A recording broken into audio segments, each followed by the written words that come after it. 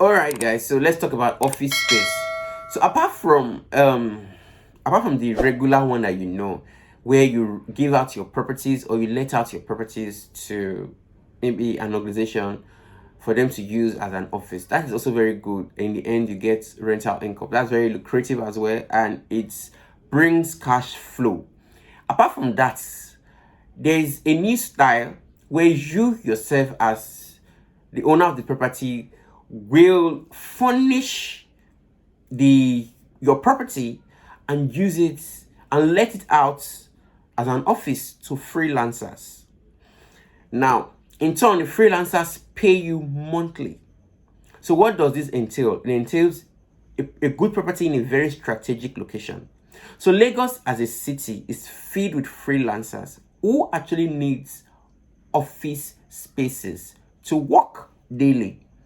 And so some real estate investors have actually, leverage on this by creating a space, an office space for freelancers to work. If there's one in, I don't want to mention the name because they're not, I don't do free publicity for them. In fact, we have a lot in Lagos as we speak now, but there's one particular unique one around the Lekki axis.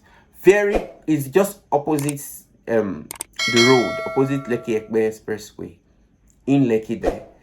Very beautiful. They have conference hall. They have board meeting space, like they have conference hall. They have they have another space where you can have your board meetings. Then they have they have another space for like 3 tables for private, like your own private office.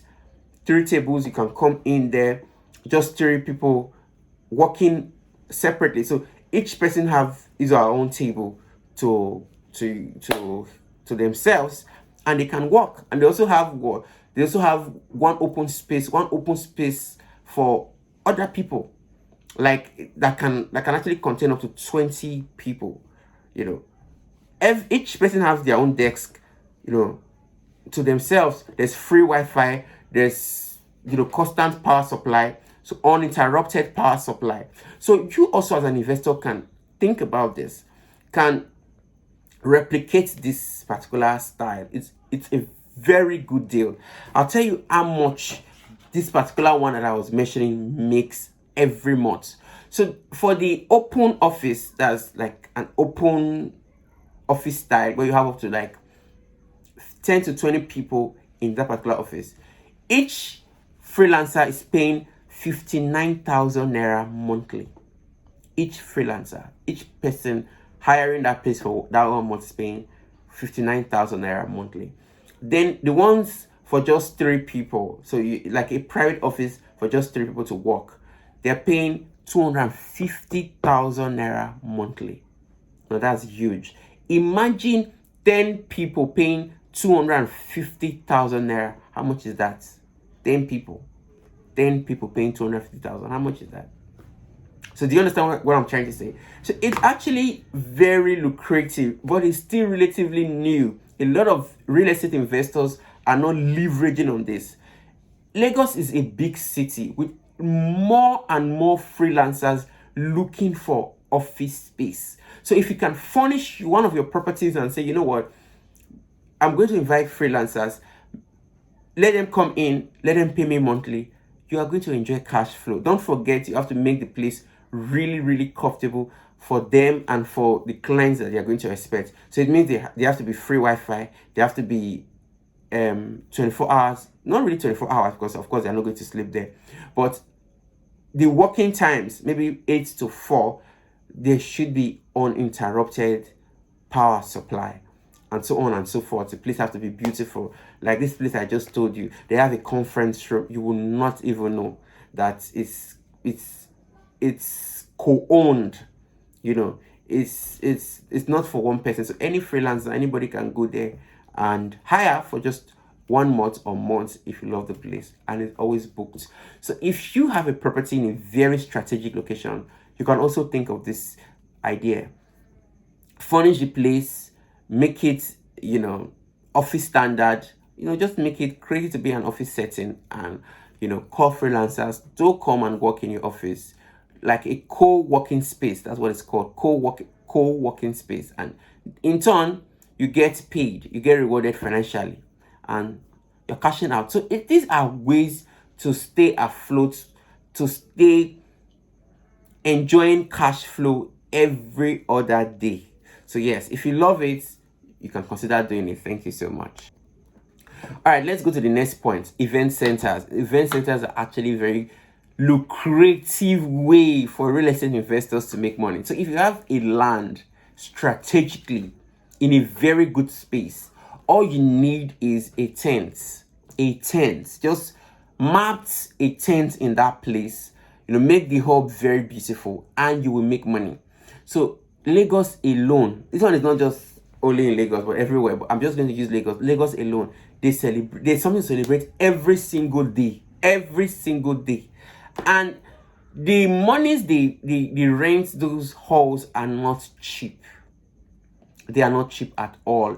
So if you have a strategic place, a strategic location, you can just mount a tent there. You don't necessarily have to build the place. You can buy a tent.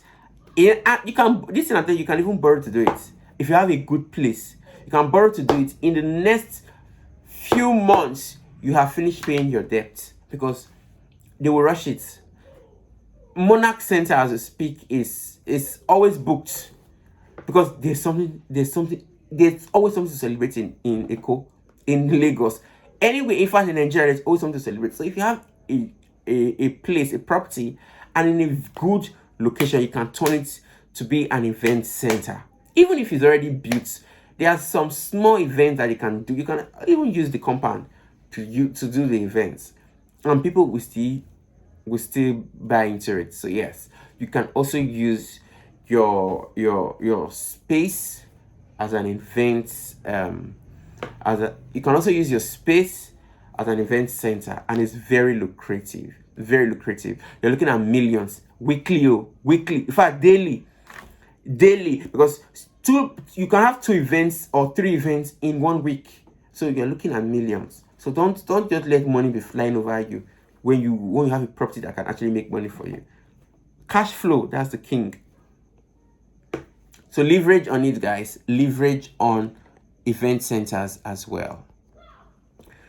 Okay, let's talk about holiday homes. Holiday homes this one is a bit technical, because when you're talking about holiday homes, you really need funds to make it really unique. Now there's a place at Ilashe, that Badagry side, that is raining now in Lagos. In fact, most of the celebrities, anytime you see them on boat cruise, they are going there to celebrate parties. Any those celebrated have 40th there too. I've seen a couple of celebrities celebrating in that space. Those are the kind of place called holiday homes, where it has to be special, maybe close to a beach, like a beach house, where tourists can actually come and stay and really enjoy the moment, relive the moment. If it's not close to a beach, it can be close to a tourist attraction. So when you say holiday homes, you're looking at somewhere very unique. A beach is always unique. Water is always unique. It can be close to any tourist attraction, really, any tourist center. Maybe a rock, somewhere relatively new that you can actually turn to an holiday home, and people will come there, bring their families, and just stay there for the weekend. Maybe picnic, something different, like a cookout. They can come there to do cookouts. So the only thing I can think of in Lagos is the beach, but I'm sure there are other things too. Maybe like somewhere close to cultural, those history, those things that you can, maybe Oluma Rock, a rock. That's why I said a rock. So holiday homes, it has to be unique. Actually, it has to be in a unique place, so you can turn it to be a very beautiful place that people can come in. Like that place in Ilashe, you have to take a boat first of all to the Ilashe, that's in Badagry axis, to be able to get there. So these are strategic ways you can actually make money from your properties in real estate. So if you have like a good location where you feel you can attract people, you can turn it to an holiday home, and it's what that does. It invites tourists. It creates wealth not just for you, but for people in that locality. Because of course they're going to explore the place, they're going to explore the attraction in that area. And of course, everyone is happy at the end of the day. So holiday homes are very welcome, and of course, it's a good thing. So let's watch out for that. So if you have a property around there, you can possibly think of this idea as well and make monies from it. Okay, let's talk about rent. Rent is the most common style real estate investors make their returns. So I wanted to talk about it a bit later on, because I know most people already know about rent. So rent basically entails you renting out your property, whether yearly, whether quarterly, whether monthly. Yes, because some people have started doing monthly to your tenants, and of course you gain more returns. So if you have any property, whether it's in a bush, especially in Lagos here, they will still rent it. So the point I will just, since everybody knows about rent, I just want to make this particular point. If you can afford Lekki to stay, that does not mean everyone can afford Lekki. So if you have a property, outskirts of Lagos, maybe somewhere far from town, that's why I said outskirts of Lagos, there are people whose income can only afford that kind of, a property for now. So you are not doing yourself good by leaving out those places. Those places can actually become what? Hot cake tomorrow. They can actually be developed tomorrow and become hot cake. So for now, you're actually serving someone as well. So don't leave out the particular market and say, I'm just going to face Lekki alone. If you have properties or you have money to invest in outskirts, please invest. Invest, yes. As of today, we have people coming from Ibeju. So we have people coming from Ijebu Odi to Lagos every day, and they go back every day to work. So don't just say, and I'm not lying to you, we have people coming from Lagos all the way from Ijebu Odi every single day to work. We have people coming from Ekpe every single day to town, to VI to work, and they go back. So if you have people if you have properties in these areas, they can actually serve a particular market. So it's not everyone that can afford Lekki Phase 1. It's not everyone that can afford Lekki. Some people can afford what they can afford. And so if you have a property in that place, you can leave it. You can rent it out and enjoy rental income. So rental income encompasses every individual. It encompasses different range, financial level. That's what I wanted to say. It encompasses different financial level. So we have people that can afford Ikoyi, we have people that can afford Jakonde, we have people that can afford Aja, we have people that can afford Lakwe, we have people that can afford Ekpe, we have people that can afford Jebode. So in all these places, we have people and they are still going to rent your property. So don't leave any money on the table. Rent out your property and enjoy it. Another thing I would like to also talk about is the style of monthly rental income. So when people started doing it, of course, Lagos state government actually suggesting that more and more landlords in Lagos start adopting that style, meaning they should start taking monthly income instead of yearly.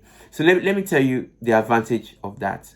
So if monthly you are giving out your property for 150,000, at the end of the year, you will gain more. Do you understand? If monthly, if let's say an apartment costs 2 million, for instance, and monthly they are paying 150 or more. When you break it down, let's say monthly they are paying 200, you see that what will happen? You gain even more as a rental landlord. So monthly can also work. We have people that maybe they come all the way from the mainland to the island every day. So if they know that there's a place they can stay and pay monthly, then maybe weekends they go home to meet their families, they will stay, they will rent. People have started doing it. They will rent. And imagine you pay, let's say they pay 200,000 monthly or 150,000 monthly. And these guys come together and say, instead of us coming from mainland, let two of us come in and rent a one room and stay. At the end, a weekend, we go home and meet our families. You find out that at the end of the year, you gain more than what you will initially gain yearly. So when you break your 2 million down, you add small on top. You say that you are even gaining more instead of waiting for the end of the year to get more cash. So something that I feel real estate investors should look into: monthly income. It can also ease the stress on tenants at the end of the year, instead of them waiting to look for that huge sum. When they know that they can break it monthly, they just bring it out of their salaries and they pay. All right, guys. The next on my list is farmland. Farmland is very popular. Now, there are some people, especially if your property is in an undeveloped area, and we have farmers in that axis, so they can actually lease your land as well and use it to to make farm. So they can be farming on your land, and they pay you at the end of the year, both in cash and with crops. So that's also a very good way to make money. So if you have good land, farmland, they make money from it. You give it to farmers to farm on the land, and at the end of the year or quarterly, depending on your agreement, they come to you with crops. That's food items now from the ones they planted, the ones they harvested, and of course they also pay you for using the land as well. So farmland is also a very good way to keep your land busy before you develop it. It's also a very good way, so you can contact anybody that is farming on your land and make money either ways. So give it to them for them to farm on it, and at the end of the year or even quarterly, when they harvest, they bring some for you as the land owner, and of course they also pay for farming on the land as well. So that's a good deal if you ask me. Let's talk about land banking. Land banking is common. This one, everybody knows it. So it basically entails you buying a land for banking purpose. It means you buy plots of land, even if it's a single land. You buy it and leave it for a long term to appreciate. A lot of you are actually doing this already. Many of you, you're doing it with me already. So if you have not invested in any of our lands, kindly reach out to me so that I can put you through and show you some of our options so you can invest. So it basically entails you buying a land and leaving it for a specific period of time to appreciate before you resell or develop. So this is basically long term. So it means you have to buy the land, invest in the land, and leave it for some period of time, some years, to appreciate before you now decide on what to do with it. You can either resell or you can develop it. Either ways, you buy the advantage is you buy the land quite cheap, and by the time you're ready to do whatever it is you want to do with the land, it has already appreciated. The ones some of my clients bought in Bejuleki as we speak, they have more than 200% already. 200% of whatever it is they've put into it. So that's a very good deal. So it basically entails, land banking basically entails you buying a land for long-term purpose. In order for it to appreciate, then you can actually resell or develop it, whichever one you choose to do. So it's a very good way and lucrative way to invest in real estate. Thank you. All right, guys, last but not least, last on my lineup today is recreational facilities. These are actually very special way to make money in real estate, to use your property in real estate. So recreational facilities entails a lot. But this particular one, it's capital intensive. But if you have a very good business idea, I think you can actually search for capital and do it. So in those days in Benin, I grew up in Benin, we had what we call Ekai Amusement Park. If you're in Benin those days, there's no way you would not have heard of that amusement park. It's a privately owned amusement park right there at Ekai, Saple Road, then in Benin. So what that means is the man then, created like a game center. We had different games, different games like machine then those days. So you pay a gate fee to enter, and when you enter that place, then you are free to use the game. Children used it for parties. They were we used to have Father Christmas then. I don't know if they still do. So it was really a bubbling place for children, for kids. So it can be a recreational center for you. That Eka amusement park is privately owned. The man is late now, but it was privately owned. That was it. It was privately owned then. Eka amusement park. Every child that grew up in Benin there has a history with that park. So it was a private park. That's a recreational facility. So you can decide to do that here in Lagos. A lot of people go to Disney Island with your kids every year. We can replicate that here in Nigeria. Yes, we can have a Disney studio here. We can replicate something beautiful, what's it called? Universal Studio. You can do something like that here in Nigeria, and people will pay. So you can have what's it called? People paying first of all for gate fee. Then again, people will pay to lodge. You can also have lodge there where people can actually stay for a few days and they will enjoy. Lakapine Tropicana, for instance, at Ibejuleki. To enter Lakapine, you have to pay money, and it's not cheap money. You have to pay. I think the last time, many years ago that we were there, I think it was like 4,000 something. So and I'm sure they've already increased it. You have to pay gate fee. To lodge there is not cheap every night. These are recreational facilities. So you can actually think of it like a Pine Tropicana is always filled up. If you go there, you see white people, you see people just enjoying themselves. Like they just take a break from the Lagos hustle and bustle and just go to that kind of place to relax, and they always have fun. So you too can replicate it. Just like I just gave you an example, a amusement park. Those days in Benin, it was a big place for everybody. As children, we go there. You see parents bringing their kids. It's always filled up. It's like a market. It's always filled up. During festive period like this, like Christmas, Easter, you see children. Everybody will be packed there. It will be filled up. They were collecting gate fee every single day. Do you understand? Then they had a bar, so you can buy food, snacks for your kids. They had also bar. You can also drink. Adults have their own section. You understand? But they didn't put lodge there. You can also put lodge. So you can come, people can come from, then it was in Sapere. People can come from Warri and stay there for the weekend with their kids and enjoy.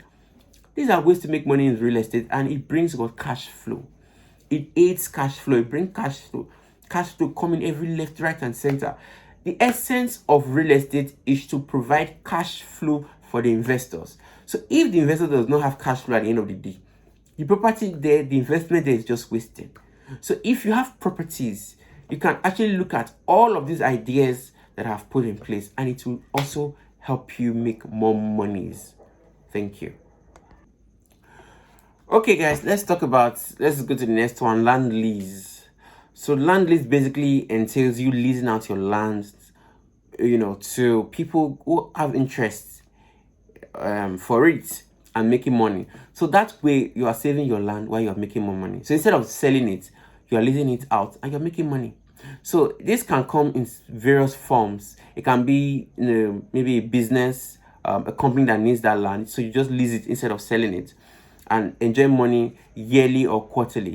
You can also lease it to telecommunication companies, like those ones that erect mats there. So you can also lease it to them and enjoy more cash flow. I don't think that is yearly. I think it takes some years, then they renew the contract. So, but it's also good. Instead of just selling your properties, you can make money from land lease. So there are so many ways you can actually make money. Don't leave your land to just idle away. You're leaving money on the table. So yes, there are so many people that actually needs your land, especially if it's in a strategic location. Look out for it, and come to a contract with them, come to an agreement with them, and make money from that land. So it's a good way to stay afloat in terms of cash flow. Thank you so much. All right, guys, thank you so very much for sticking with me. It's going to be a very long video, so maybe I'm going to cut it into two or something. But yeah, thank you so much for sticking with me on this particular series. I hope you learned a thing or two about real estate and how to use your properties judiciously. If you're yet to subscribe to this channel, kindly click the subscribe button and subscribe. And if you have subscribed, thank you so very much. And if you're here to share it to your friends and loved ones and everybody in your world, kindly share it to them. Tell them about Mishak Properties and Consultancy. Don't forget, we're here to provide the best of real estate services to you. And of course, help you with the best properties that can bring excellent returns on your investment. Thank you again for watching this particular series with me. I'm Victor Fabian Osagai, and I am saying God bless you.